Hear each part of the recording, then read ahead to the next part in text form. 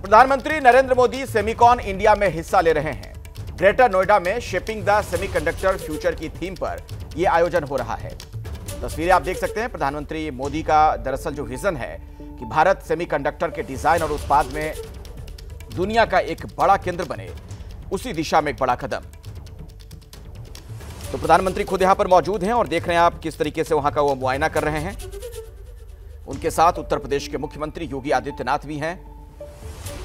सरकार के कई मंत्री भी इस दौरान यहां पर मौजूद। ग्रेटर नोएडा में यह आयोजन किया गया है। तो सेमीकंडक्टर के मामले में हिंदुस्तान इसके डिजाइन और उत्पादन के लिहाज से एक बड़े सेंटर के तौर पर उभरे, यह प्रयास है प्रधानमंत्री का और इस दिशा में कई कोशिशें उनकी की जा रही हैं। आपको ध्यान होगा अभी हाल ही में सिंगापुर गए थे, उस दौरान भी उन्होंने इस बात का जिक्र किया था। और अभी की बड़ी खबर आपको बता दें, शिमला में मस्जिद विवाद पर प्रदर्शन शुरू हो गया है। शिमला में हिंदू संगठनों का हल्ला बोल नजर आ रहा है। पूरे शिमला में हाई अलर्ट, सुरक्षा व्यवस्था और ज्यादा सख्त की गई है। प्रशासन ने प्रदर्शन की अनुमति नहीं दी है। पूरे इलाके में धारा 163 फिलहाल लागू है। संजौली मस्जिद में अवैध निर्माण का आरोप दरअसल वहां पर लगा है और इसी के खिलाफ लोगों का गुस्सा आप देख रहे हैं। हिंदू संगठन के लोग बड़ी संख्या में सड़कों पर उतरे हैं। पूरे शिमला में हाई अलर्ट, सुरक्षा व्यवस्था चाक चौबंद।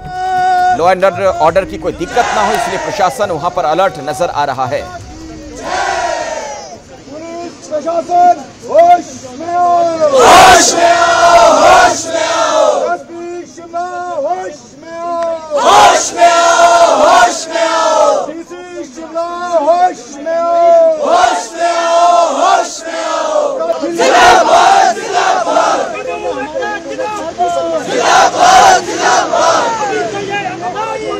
आगे बड़ी लड़ाई है, आगे बड़ी लड़ाई है।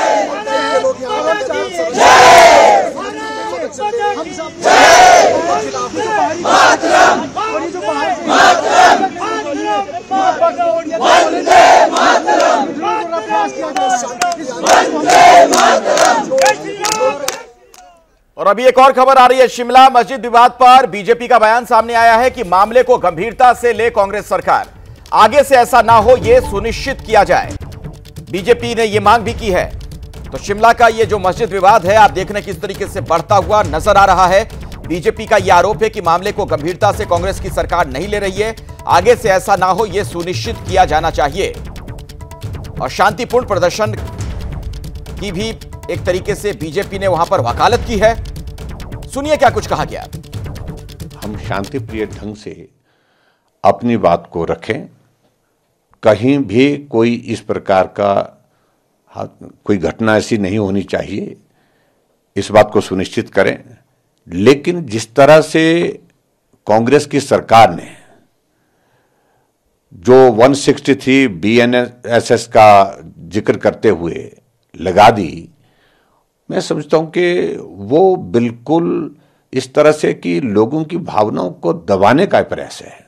सरकार से मेरा इस बात के लिए विशेष तौर से आग्रह है कि अगर अनऑथराइज्ड कंस्ट्रक्शन है तो निश्चित रूप से प्रयास करिए कि इस काम का इस समस्या का समाधान जल्दी से हो सके।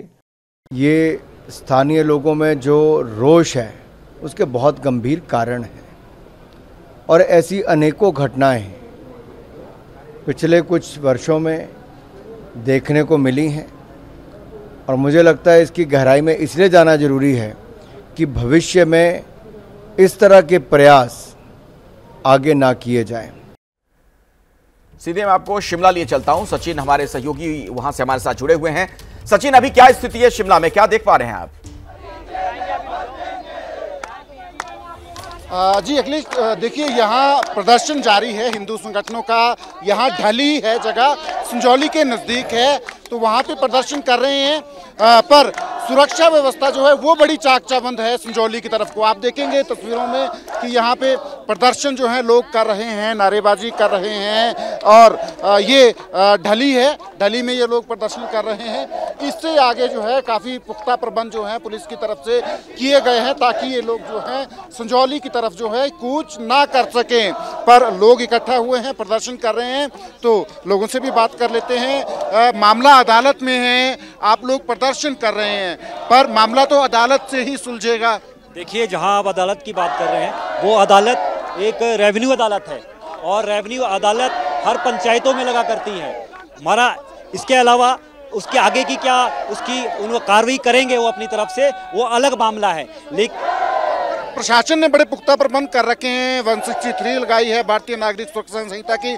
आप लोग इससे आगे जाएंगे संजौली की तरफ? देखिए, जहां 163 और 144 की आप बात कर रहे हैं, हमारे लोगों को अभी आधे घंटे पहले अरेस्ट कर दिया गया। ये तो धारा 144 का ना वायलेंस हुआ, फिर भी 144 टूट चुकी है। 50 हमारे जो कार्यकर्ता थे उन्हें पुलिस ने कस्टडी में ले रखा है। हमारे एक वीरू ठाकुर नाम के अकेले आ रहे थे, उनको विधानसभा के पास रोक दिया गया। ये किस तरह का माहौल क्रिएट करना चाहते हैं? एक बार साफ कह देना चाहते हैं, ये जो लड़ाई है, ये लड़ाई किसी कौम की नहीं है, किसी जाति की नहीं है। ये लड़ाई है जो बाहर से प्रवासी लोग आ रहे हैं, जो शांति फैला रहे हैं, उसके खिलाफ ये प्रदर्शन है आम आदमी का। आरोप लग रहे हैं कि 2 लोगों के बीच झगड़ा हुआ था, उसको जो है मस्जिद विवाद में कन्वर्ट कर दिया गया। देखिए, यहाँ की शिमला की राजधानी है, यहाँ तरह तरह के पढ़े लिखे लोग रहते हैं, बुद्धिजीवी लोग रहते हैं, कर्मचारी रहते हैं। कोई किसी के बहकावे में मंदिर मस्जिद इबादत के लिए होते हैं, कोई किसी की इबादत के साथ छेड़छाड़ नहीं करना चाहता।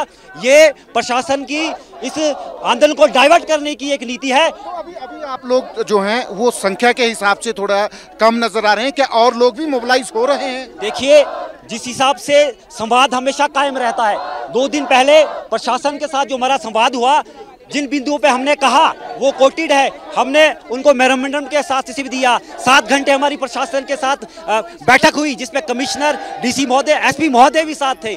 लेकिन ये बात जरूर हम कह देना चाहते हैं, जिस हिसाब से आपने हमारे लोगों को रोकने की कोशिश का संजौली का मार्च का प्रोग्राम था, वो है या आप लोग यही प्रदर्शन करें? देखिए, एक बात साफ कह देना चाहता हूं, जो स्ट्रीट्स के अंदर से लोग निकले थे वहां से रजिस्ट्रेशन कर दिया गया है पुलिस द्वारा संजौली के अंदर। हमारा क्लियर है, लाठी गोली खाएंगे फिर भी आगे जाएंगे। तो ये प्रदर्शन है, यहाँ पे ढली में प्रदर्शन कर रहे हैं ये लोग, और अब से थोड़ी देर बाद देखना होगा कि ये लोग मार्च करेंगे संजौली की तरफ या नहीं, क्योंकि संजौली की तरफ जो है वो पुलिस ने काफी पुख्ता प्रबंध कर रखे हैं। बहुत ज्यादा डिप्लॉयमेंट है सिक्योरिटी फोर्सेस की, पुलिस की, पर यहाँ पे ढली पे फिलहाल ये लोग जो है प्रदर्शन कर रहे हैं। सचिन ये कह रहे हैं कि लाठी गोली खाएंगे फिर भी आगे जाएंगे। अगर इस तरीके के तेवर हैं तो क्या प्रशासन की तरफ से भी कुछ कोशिश की जा रही है कि ये गतिरोध टूटे? कुछ प्रयास किया जा रहा है? आप वहां पर क्या देख पा रहे हैं? जी देखिए, फिलहाल तो यहाँ पे प्रशासन की तरफ से कोई कोशिश नहीं की जा रही है, क्योंकि अगर इससे आगे ये लोग बढ़ेंगे तो निश्चित तौर से प्रशासन जो है एक्टिव होगा, हरकत में आएगा, क्योंकि इससे आगे जो है प्रबंध जो है वो काफ़ी पुख्ता है। प्रशासन की तरफ से बहुत ज़्यादा डिप्लॉयमेंट है फोर्सेस की जो है, पुलिस की जो है, और इससे आगे बढ़ना जो है लोगों के लिए मुश्किल है जिस तरीके की डिप्लॉयमेंट की गई है। तो सवाल यही है कि ये लोग आगे बढ़ेंगे या सिर्फ यही जो है प्रदर्शन करेंगे। ठीक है, आप नजर बनाकर रखिएगा इस पर सचिन। फिलहाल बहुत बहुत शुक्रिया जानकारी के लिए आपका। और अब अगली खबर, हरियाणा के पूर्व सीएम भूपेंद्र सिंह हुड्डा आज नामांकन दाखिल करने वाले हैं। उससे पहले आज हवन पूजन करते हुए वो नजर आए। तस्वीरें हम आपको दिखाएंगे। भूपेंद्र सिंह हुड्डा रोहतक की गढ़ी सांपला किलोई सीट से कांग्रेस के उम्मीदवार हैं, और जब आज वो हवन पूजन कर रहे थे उस दौरान का दृश्य आपके सामने है। परिवार के लोग भी उनके साथ मौजूद हैं। उनके बेटे दीपेंद्र हुड्डा को भी आप देख सकते हैं।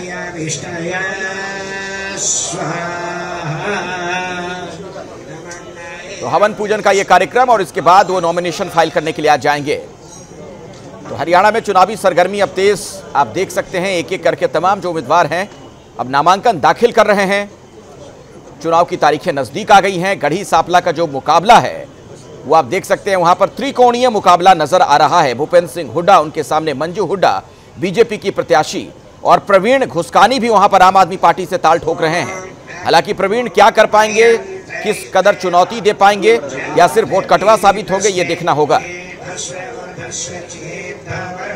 तो जीत के तमाम दावे और भगवान से आशीर्वाद हर प्रत्याशी लेता हुआ इन दिनों नजर आ रहा है। हमारे साथ भूपेंद्र सिंह हुड्डा जी हैं। सर, आज नामांकन का दिन है, कितना अलग है ये चुनाव आपके लिए? कितने चुनाव आप लड़ चुके? देखिए, चुनाव लड़ चुके, हर बारी नामांकन होता है और लोग आशीर्वाद देते हैं। लोगों की सेवा करना हमारा फर्ज है। जिस नीयत से हम राजनीति में आए, हमारा परिवार यही है, जनसेवा के लिए। तो ये मेरे को मौका दिया है लोगों ने, जितनी भी हो सके जनसेवा करेंगे। ऐसी राजनीतिक की जनता से क्या अपील करना चाहेंगे? हरियाणा और किलोई की जनता से क्या अपील करना चाहेंगे?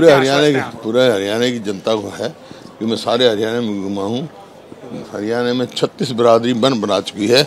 अब की बार कांग्रेस की सरकार। कैसी तस्वीर आप देख रहे हैं सर? 8 तारीख को कैसी तस्वीर आप आज देख रहे हैं? भाजपा जा रही है, कांग्रेस आ रही है। सर, नॉमिनेशन महिला कैंडिडेट को खड़ा किया है, जिसके पति पर जो है आपराधिक कई मामले दर्ज हैं। देखिए, मैं कोई व्यक्तिगत उसमें नहीं जाता, सबका अधिकार है, प्रजातंत्र है। कोई भी सर, कांग्रेस की लिस्ट, सर कांग्रेस सर तरफा मुकाबला आप देख रहे हैं, आमने सामने का मुकाबला है, चूंकि जेजेपी भी है अलायंस के अंदर। ऐसा है, लोगों ने लोकसभा के चुनाव में दिखा दिया, मुकाबला कांग्रेस का और बीजेपी का है। वोट काटू को कोई वोट देने वाला नहीं। 49 सीटों पे अभी भी दी थी वोट, तो उन्होंने मिलकर सरकार बनाई और 5 साल इस हरियाणा को बर्बाद कर दिया। सर, 49 सीटों पर अभी भी कांग्रेस की लिस्ट आनी बाकी है, कहाँ अटकी हुई है? आ जाएगी, कहीं नहीं अटकी। कोई गुंजाइश बची है क्या आम आदमी पार्टी के साथ? कोई अलायंस की कोई गुंजाइश बची? आप लोग आपकी सीट पे भी कैंडिडेट उतार? नहीं, हमने तो प्रयास किया। कुछ उम्मीद किस वजह से सर अलायंस नहीं हो पाया? और किसी दल को सर लेफ्ट घोषित कर दिए, कोई गुंजाइश नहीं है सर अब आम आदमी पार्टी? नहीं, वो मैं बता दूं, हमने तो उनसे प्रयास किया, लेकिन शायद वो नहीं लड़ना चाहते। हरियाणा के चुनावी रण पर एबीपी न्यूज संवाददाता आशीष कुमार सिंह ने भूपेंद्र हुड्डा से बातचीत की थी। हुड्डा ने इस बातचीत में भी दावा किया था कि अब की बार हरियाणा में कांग्रेस की सरकार बनेगी। लोकसभा चुनाव में इंडिया अलायंस की बेहतर परफॉर्मेंस के बाद अब सभी की नजर असेंबली इलेक्शंस जो होने वाले हैं 4 राज्यों में, उस पर है। हरियाणा में खास तौर पर लोगों का इंटरेस्ट है, क्योंकि कांग्रेस ऐसा दावा कर रही है कि इस बार बीजेपी को वो रोकने में कामयाब हो सकेगी। क्या ये मुमकिन हो सकेगा? किन मुद्दों पर कांग्रेस इस बार चुनाव में जाने वाली है? इस पर एक्सक्लूसिवली बात करने के लिए एबीपी न्यूज के साथ कांग्रेस के वरिष्ठ नेता, हरियाणा के पूर्व मुख्यमंत्री भूपेंद्र सिंह हुड्डा साहब है। सर, बहुत बहुत शुक्रिया धन्यवाद वक्त देने के लिए एबीपी न्यूज को। धन्यवाद।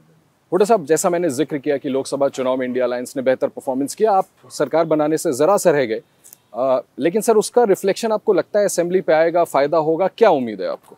नहीं, देखिए, जो जहाँ तक लोकसभा का चुनाव है, हरियाणा में चुनाव हुआ, उससे लोगों ने साफ संकेत दिए हैं कि हरियाणा, जहाँ तक हरियाणा का सवाल है, चुनाव में जो होने वाले चुनाव हैं हरियाणा के समय, उसमें 36 बिरादरी ये फैसला कर चुकी है सरकार कांग्रेस की बनाएंगे, क्योंकि जो इंडिया अलायंस है उसका वोट शेयर जो है हाईएस्ट हरियाणा में मिला है। 47.62% हमारे को मिला है तो वोट शेयर, जो कि हाईएस्ट इन कंट्री है इंडिया अलायंस का। और 10 हमारे पार्लियामेंट्री क्षेत्र हैं। हर पार्लियामेंट्री क्षेत्र में बीजेपी का वोट बैंक घटा है, कांग्रेस का बढ़ा है। 90 असेंबली कॉन्स्टिट्यूएंसी हैं, 90 के 90 में बीजेपी का वोट शेयर घटा है पिछली बार के मुकाबले में, और हमारा बड़ा है। बीजेपी के जो थे 58 थे, वो घट गए, उनके तो 12% घटे हैं वोट, और हमारा 20% के करीब बढ़ा है। तो एक क्लियर सा संकेत आता है, इन्हीं चीज़ों से अंदाजा लगाया जा सकता है कि लोग बन बढ़ा चुके हैं कि हरियाणा में कांग्रेस की सरकार बनाएगी। नए मुख्यमंत्री से कोई मुकाबला मानते हैं सर? नहीं, व्यक्ति बनी है, वो तो अपनी एंटी इनकम्बेंसी बचाने के लिए मुख्यमंत्री बदल दिया। ये मुख्यमंत्री चेहरे बदलते रहेंगे, लोगों ने फैसला किया इनको ही बदलेंगे। इस सरकार से हर वर्ग जो है विमुख है। किसान की बात है, किसान के लिए कहा गया कि 2022 तक हम आमदनी दुगनी कर देंगे। आमदनी तो दुगनी कर नहीं पाए, लागत कई गुना कर दी। अब देखो 2014 में डीजल का क्या भाव था, खाद का क्या भाव था, कीटनाशक दवाइयों का क्या भाव था। इन पे हरियाणा में किसी पे टैक्स नहीं था हमारे समय में, और वैट डीजल पे 9% के करीब था, इन्होंने 17-18% कर दिया स्टेट ने। केंद्र के हिसाब से बढ़ा, डीजल का भाव देख लो क्या है। तो इस हिसाब से लागत तो कई गुना बढ़ गई, आमदनी बढ़ी नहीं किसान की, और यही कारण है कर्जा बढ़ता जा रहा है किसान पर।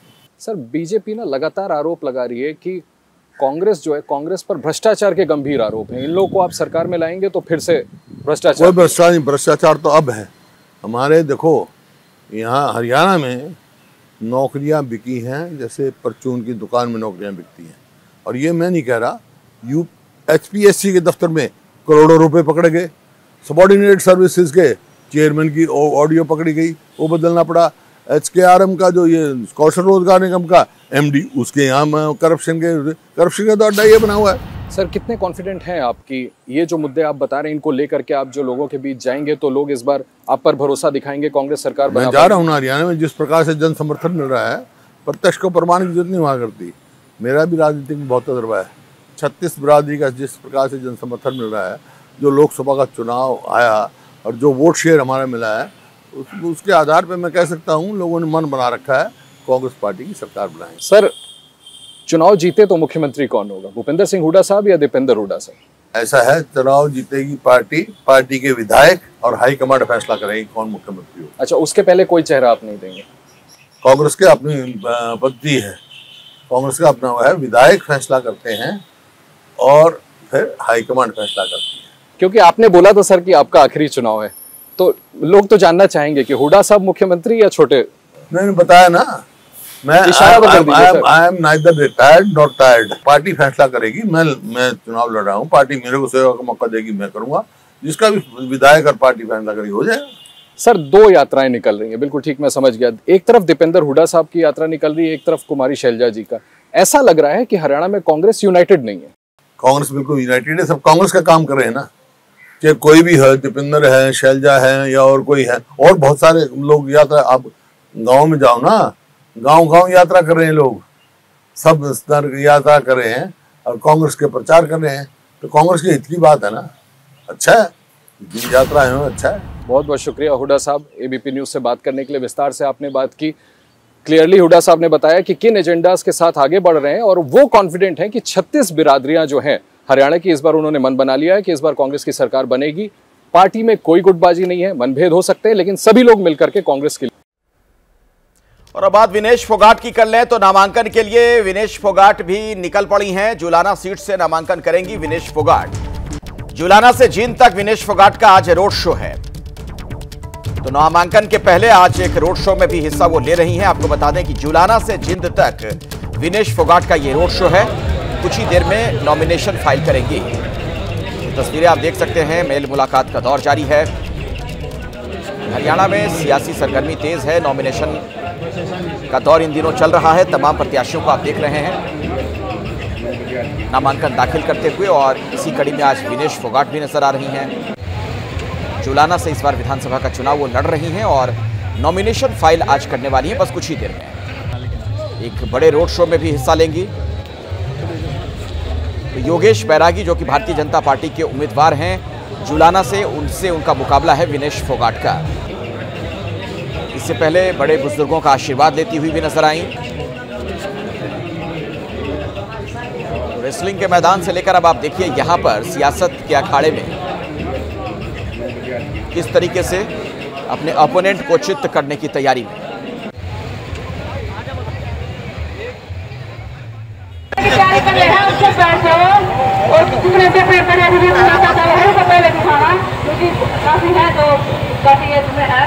और इस तरीके से अनुशासन से करना है, बहुत सारी गाड़ियां हैं, ध्यान रखना हर चीज का और जोश से होश से काम लेना है। जल्दी जल्दी हम बैठे सारे और करने की तैयारी करें। आप सबको धन्यवाद, आगे जाके बात करेंगे सभी मिलकर। धन्यवाद।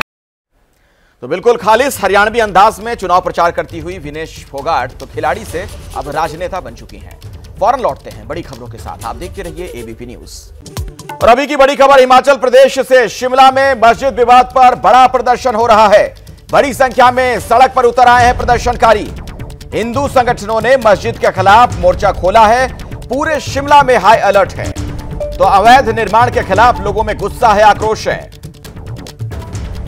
सुरक्षा व्यवस्था बहुत सख्त है। प्रशासन ने प्रदर्शन की अनुमति नहीं दी है, लेकिन फिर भी आप देख सकते हैं सैकड़ों की संख्या में प्रदर्शनकारी दिख रहे हैं।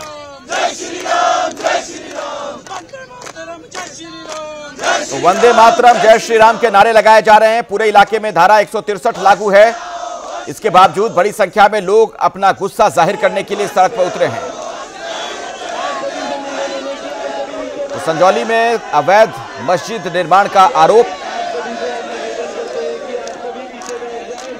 तो हिंदू संगठन से ये जुड़े लोग, बड़ी संख्या में महिलाएं भी सड़क पर दिख रही हैं। आइए शिमला आपको हम लिए चलते हैं, मेरे साथ सचिन हमारे सहयोगी वहां से जुड़े हुए हैं।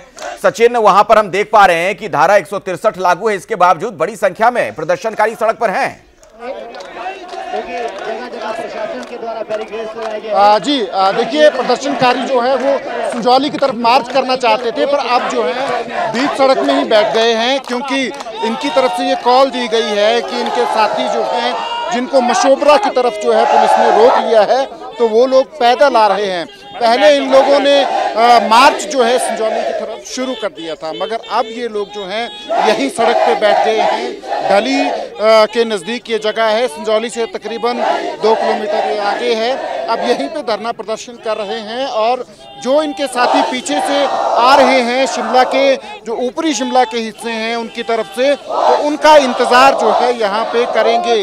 मस्जिद के खिलाफ जो है ये लोग प्रदर्शन कर रहे हैं 5 अक्टूबर को। हालांकि मामला जो है नगर निगम आयुक्त की अदालत में जो है लगेगा, दोबारा सुनवाई होगी, पर ये हिंदू संगठनों के कॉल थी आज की कि आज संजौली मार्च करेंगे। तो आगे जो है पुलिस की तरफ से काफी पुख्ता प्रबंध किए गए हैं। आप लोग प्रदर्शन कर रहे हैं, मामला जो है कोर्ट में है, अदालत में है, तो आज ये प्रदर्शन क्यों कर रहे हैं? ये प्रदर्शन जो हो रहा है वो प्रशासन के कारण ही हो रहा है। जब आपको पता है कि वो मस्जिद इलीगल अवैध तरीके से बनाई है तो क्या मतलब है, और कोर्ट में 44 बार इसकी हेयरिंग हुई है, तो इसका जवाब प्रशासन दे कि क्यों हुआ और किस लिए इसको डिले किया गया। शासन ने बड़े पुख्ता प्रबंध कर रखे हैं, पुलिस है आगे, बहुत भारी फोर्स है, 163 लगाई गई है। आप लोग कैसे आगे जाएंगे?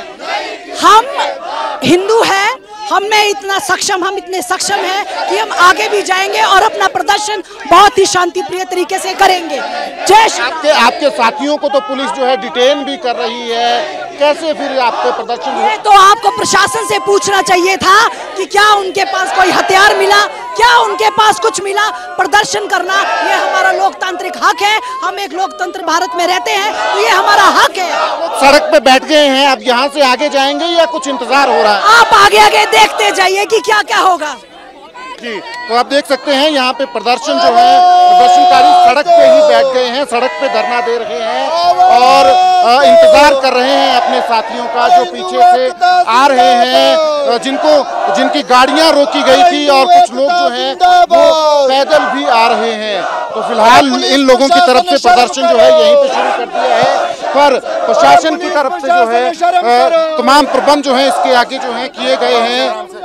प्रशासन की तरफ से तमाम प्रबंध जो हैं आगे किए गए हैं ताकि ये लोग जो हैं संजौली की ये बताइए, आप कह रहे हैं कि प्रशासन की तरफ से प्रबंध किए गए हैं, लेकिन रोकने का सिर्फ प्रबंध किया गया है या बातचीत के जरिए किसी समाधान की कोशिश भी की जा रही है? और जरा इन लोगों से बातचीत भी करिएगा, क्या कहना चाह रहे हैं?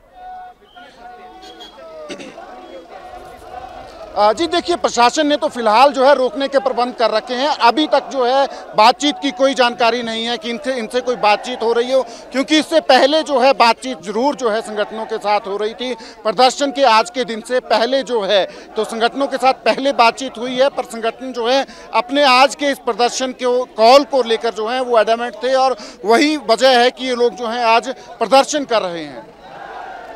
बिल्कुल, और तस्वीरें भी लगातार हम दर्शकों को वहां से दिखा रहे हैं। बड़ी संख्या में वहां पर लोगों की मौजूदगी है। इलाके में धारा 163 लागू है, इसके बावजूद प्रदर्शनकारी वहां पर नारेबाजी करते हुए दिख रहे हैं, और आप समझ पा रहे होंगे किस तरीके की राजनीति भी दिख रही है। कांग्रेस वर्सेस बीजेपी वाला मामला भी दिख रहा है। हालांकि कांग्रेस में भी कुछ अलग तरह की आवाजें निकलकर सामने आ रही हैं। तो मस्जिद वाला जो सवाल है उस पर शिमला में फिर बवाल है, और बवाल की तस्वीर आपके सामने एबीपी न्यूज पर आप देख सकते हैं। हाथ में तिरंगा थामे हुए जो हमारा राष्ट्र ध्वज है, वो झंडा लेकर ये लोग वहां पर सड़क पर मौजूद लगातार नारेबाजी करते हुए।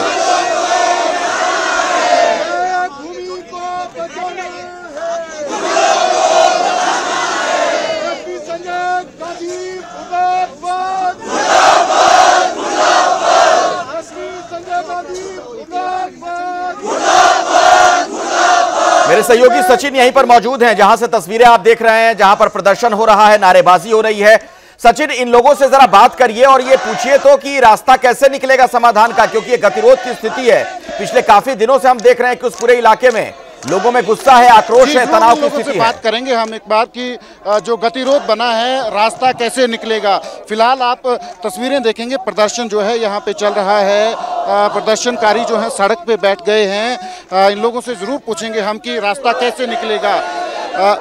मैडम आप लोग प्रदर्शन कर रहे हैं, कोई प्रशासन की तरफ से कोई बातचीत की भी कोई पहल हुई है? प्रशासन ने हमें बातचीत करने का और हमने उनसे मांगा था कि हमें एक स्थान दे दीजिए, जो उन्होंने हमें नहीं दिया। आज आप लोग प्रदर्शन कर रहे हैं, अभी बातचीत की कोशिश जो है की गई है? अभी बातचीत की कोई कोशिश की गई है आज प्रशासन की तरफ से? अभी तक तो कोई नहीं की गई, हमें रोका गया है बस, क्योंकि हम आम जनता है, हमें रोका गया है। हमारे हाथों में कुछ नहीं है, उनके हाथों में बंदूकें हैं, डंडे हैं, हमें रोका गया है। अगर प्रशासन जो है बातचीत की कोशिश करता है आप लोगों से, तो आप बातचीत के लिए तैयार हैं? हम तो हमेशा ही तैयार रहते हैं सर, हमारे हाथ में कुछ भी नहीं है, हम तो हमेशा तैयार रहते हैं। तो ये है स्थिति जो है यहाँ पे संजौली के नज़दीक जो है बनी है, जिसमें प्रदर्शनकारी बैठे हैं, धरना दे रहे हैं, पर प्रशासन की तरफ से आज जो है बातचीत की कोई कोशिश जो है नहीं की गई है इन प्रदर्शनकारियों से। ये तस्वीरें दर्शकों को दिखाते रहिए सचिन, वहां से आप देख रहे हैं किस तरीके से वहां पर प्रदर्शन हो रहा है। बड़ी संख्या में लोगों की मौजूदगी है। अवैध मस्जिद निर्माण का आरोप और उसके खिलाफ कार्रवाई की मांग इन लोगों की आप सुन पा रहे हैं। नारेबाजी ये लोग लगातार कर रहे हैं, हालांकि इसकी परमिशन इन्हें नहीं है प्रदर्शन की। इलाके में धारा 163 लागू है। प्रशासन की सख्ती देखने को मिल रही है। इस पर भी बीजेपी की तरफ से कई गंभीर सवाल खड़े किए गए हैं कि प्रदर्शन की इजाजत क्यों नहीं।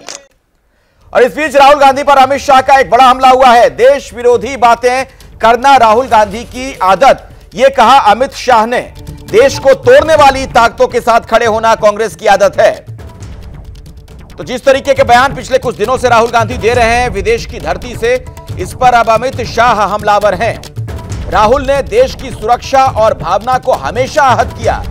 कांग्रेस का आरक्षण विरोधी चेहरा एक बार फिर से सामने आ गया है। ये बातें कही गृह मंत्री अमित शाह ने। तो कांग्रेस वर्सेस बीजेपी किस तरीके से राहुल गांधी के बयानों के बाद, उसका एक और नमूना आपके सामने है। अमित शाह ने सीधे तौर पर हमला किया। देश विरोधी बातें करना, देश को तोड़ने वाली ताकतों के साथ खड़े होना राहुल गांधी और कांग्रेस पार्टी की आदत सी बन गई है। चाहे जम्मू कश्मीर में जेकेएनसी के देश विरोधी और आरक्षण विरोधी एजेंडे का समर्थन करना हो या फिर विदेशी मंचों पर भारत विरोधी बातें करनी हो, राहुल गांधी ने देश की सुरक्षा और भावना को हमेशा आहत किया। ये कह रहे हैं अमित शाह। भाषा से भाषा, क्षेत्र से क्षेत्र और धर्म से धर्म के बीच वो भेद करते हैं। ये देखिए क्या बातें लिखी गई हैं एक्स हैंडल पर। तो राहुल गांधी पर यह बहुत ही तीखा हमला अमित शाह का सामने आया है। आपको पता है पिछले कुछ दिनों से, जब से विदेश के दौरे पर हैं राहुल गांधी, अलग अलग कार्यक्रमों में जब भी वो हिस्सा ले रहे हैं, बीजेपी पर हमलावर हैं। आरएसएस को लेकर भी कई बातें उन्होंने कही हैं। यहां तक कि देश के लीगल सिस्टम से लेकर चुनाव प्रणाली तक पर सवाल खड़े कर चुके हैं। और खास तौर पर आरक्षण को लेकर जो बयान उन्होंने दिया था, उस पर बड़ा बखेड़ा खड़ा हो गया। राहुल गांधी पर कांग्रेस पर यह आरोप लगने लगे कि वो आरक्षण विरोधी हैं। बीएसपी सुप्रीमो मायावती तक ने उन पर हमला किया था। और बीजेपी तो लगातार हमलावर है ही। कल भी बीजेपी ने बाकायदा प्रेस कॉन्फ्रेंस करके राहुल गांधी को घेरा था। और आज खुद अमित शाह ने ये तमाम बातें एक्स पोस्ट पर लिखी हैं। राहुल गांधी को लेकर आप देख रहे हैं बीजेपी किस तरीके से हमलावर। और अब अमित शाह का बयान भी सामने आ गया। उन्होंने कहा कि कांग्रेस का आरक्षण विरोधी चेहरा सामने आया है। राहुल ने देश की सुरक्षा और भावना को हमेशा आहत किया। तो देश को तोड़ने वाली ताकतों के साथ खड़े होना कांग्रेस की आदत है, यह भी कहा अमित शाह ने। देश विरोधी बातें करना राहुल गांधी की फितरत। और कुछ इस तरीके से भारतीय जनता पार्टी का एक बार फिर से कांग्रेस के नेता राहुल गांधी पर यह हमला सामने आया है। और अब आपको राहुल गांधी का आरक्षण को लेकर वो बयान सुनवा देते हैं, जिसके बाद सियासी घमासान तेज हुआ। राहुल गांधी ने कहा था कि सबको समान मौका मिलने पर आरक्षण खत्म करने के बारे में सोचेंगे। The problem is that 90% of India is not able to play, right? Go through the list of every single business leader in India. And I've done it. Show me the tribal name. Show me the Dalit name. Show me the OBC name. Out of the top 200, I think there's one OBC. They're 50% of India. So we're not treating the symptom. That's the problem. Right? Now, it's not the only tool. There are other tools. But we will think of scrapping reservations when India is a fair place. And India is not a fair place. Now, that creates a problem. और कांग्रेस से जुड़ी इस वक्त की एक बड़ी खबर, overseas Congress के सचिव हैं वीरेंद्र वशिष्ठ। उनका इस्तीफा सामने आया है। राहुल के अमेरिका दौरे के बीच वशिष्ठ ने दिया इस्तीफा। राहुल के विदेश दौरों के मुख्य आयोजक थे वीरेंद्र वशिष्ठ, तो सचिव पद उन्होंने छोड़ दिया है। तो अभी की बड़ी खबर आपको बता दें, कांग्रेस से जुड़ी बड़ी खबर। और हमारे साथ आशीष, हमारे सहयोगी, इसी खबर पर आप हमारे साथ जुड़ गए हैं ज्यादा जानकारी के साथ। वजह क्या सामने आ रही है आशीष, क्यों आखिर ये इस्तीफा दे दिया वीरेंद्र वशिष्ठ ने? देखिए, ये कांग्रेस के लिए निश्चित तौर पर झटका है, खासकर ओवरसीज कांग्रेस, क्योंकि मैं आपको बता दूं, सैम पिट्रोडा और वीरेंद्र वशिष्ठ ये दो सबसे की एलिमेंट्स हैं ओवरसीज कांग्रेस के, जिन्होंने जितने भी आज तक ओवरसीज दौरे हुए हैं राहुल गांधी के, उनको प्रमुखता से आयोजित किया है। तो बड़ी की भूमिका में थे, बहुत इंपॉर्टेंट थे। और जहां तक मेरी सोर्सेस से जानकारी है, उसके मुताबिक वो इस बात से हाल फिलहाल नाराज चल रहे थे कि काफी समय से एलिवेशन नहीं हुआ है, यानी उन्हें उनके पद को बढ़ा करके दूसरी जिम्मेदारी उन्हें नहीं दी गई है। और इस वजह से ये बड़ी खबर आई है कि जब राहुल गांधी अमेरिका दौरे के पर गए हुए हैं, और इस बार भी अखिलेश, मैं बता दूं कि उनकी अगवानी खुद वीरेंद्र वशिष्ठ ने की थी, और उन्होंने अपने पद से इस्तीफा दे दिया और अपना इस्तीफा सीधे राहुल गांधी को भेजा है। तो ये एक बड़ा झटका है कांग्रेस पार्टी के लिए, और खासकर ओवरसीज कांग्रेस के। बिल्कुल, और एक ऐसे वक्त में जब राहुल गांधी खुद विदेश के दौरे पर हैं, उसी दौरान ये इस्तीफा सामने आ गया है। नामांकन के लिए विनेश फोगाट निकली हैं, तस्वीरें आपको दिखाते हैं। जुलाना सीट से नामांकन करेंगी वो। जुलाना से जींद तक विनेश फोगाट का रोड शो है। ये तस्वीर आप देख सकते हैं, उनके साथ गाड़ियों का काफिला पूरा पीछे। तो विनेश फोगाट, जो कि अब खिलाड़ी से राजनेता हो चुकी हैं, चुनाव भी लड़ रही हैं जुलाना से, आज नामांकन दाखिल करने वाली हैं। और उसके पहले की ये तस्वीर आपके सामने है। आप देख सकते हैं सामने वाली जो जीप आपको दिख रही है, इसके ऊपर विनेश फोगाट खुद मौजूद हैं, और पीछे उनके साथ उनके समर्थकों की पूरी भीड़ नजर आ रही है। तो नॉमिनेशन से पहले रोड शो की शक्ल में जुलाना से जींद तक की उनकी ये यात्रा दिख रही है। तो जुलाना पहुंचकर वहां पर आज वो नॉमिनेशन भी फाइल करने वाली हैं, और उसके पहले जब पूजा पाठ कर रही थी, बड़े बुजुर्गों से आशीर्वाद ले रही थी, उस दौरान की तस्वीरें भी हम आपको दिखा रहे हैं।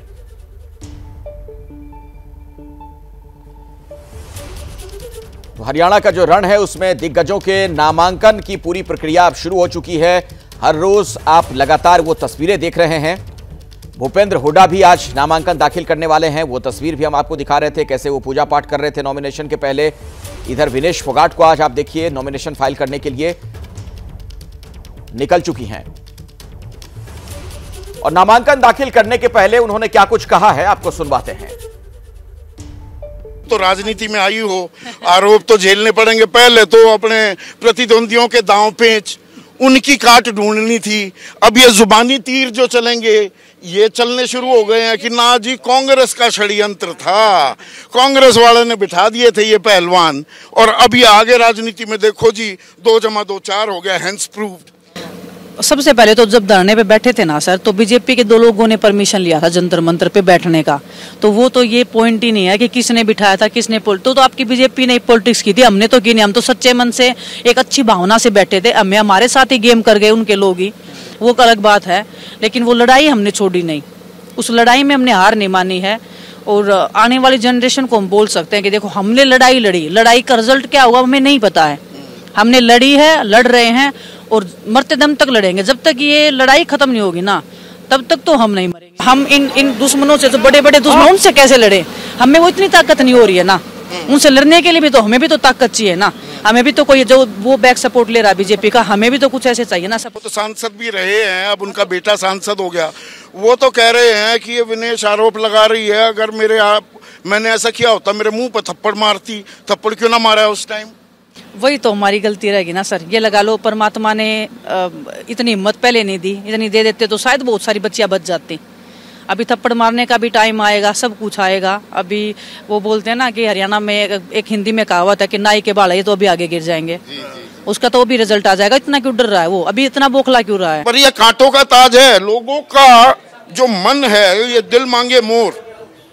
उम्मीदें बहुत हैं, डर लगता है कभी कभी कि इन पे खरा उतर पाएंगी कि नहीं।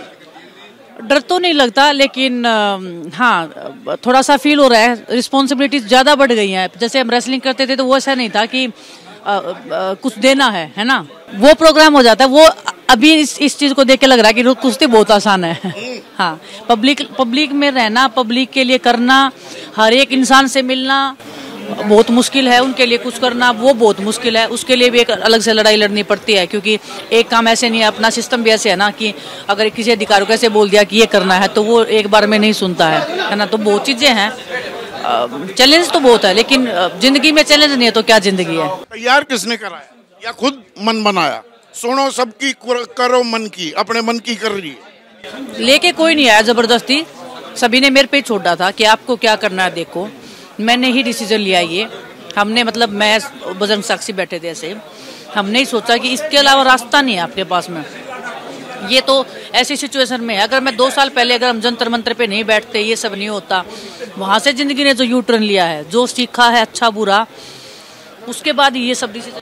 कौन अपना कौन पराया ये भी सीखा जंतर मंतर पर। बहुत तभी तो अपनों के पास आई हूँ, नहीं तो मैं बीजेपी के पास तो नहीं गई। अपनों के पास इसीलिए आई क्योंकि वो बुरे टाइम में साथ खड़े थे। अपने आंदोलन किया और वहाँ झंडा पकड़े हुए हैं और सड़क पर घसीटी जा रही हैं। सरकार की तरफ से कहीं कोई संपर्क नहीं सदा आपके साथ? मैं बात की, लेकिन समझौता करना चाह रहे थे। किसने बात की थी? उनके हर एक अधिकारी ने बात किया। प्रधानमंत्री ने नहीं? उन्होंने नहीं किया, उनसे नीचे वाले सब ने किया। इन चीजों पे समझौता नहीं होता है सर। समझौता होता है खाने पीने की चीजों पे, पानी की चीज पे, या घर पे, या समझ रहे हो, ये इज्जत का सवाल। ये इज्जत का सवाल है। ये बहुत बड़ी बात है। हम एज ए लड़की मैं बता सकती हूँ, ये बहुत बड़ी बात है। विनेश फोगाट को आपने सुना, बहुत कॉन्फिडेंट नजर आ रही हैं। वैसे कुश्ती के अखाड़े में तो कई बार अपने प्रतिद्वंदियों को उन्होंने चित किया, लेकिन राजनीति के अखाड़े में क्या कर पाएंगी ये तो वक्त बताएगा।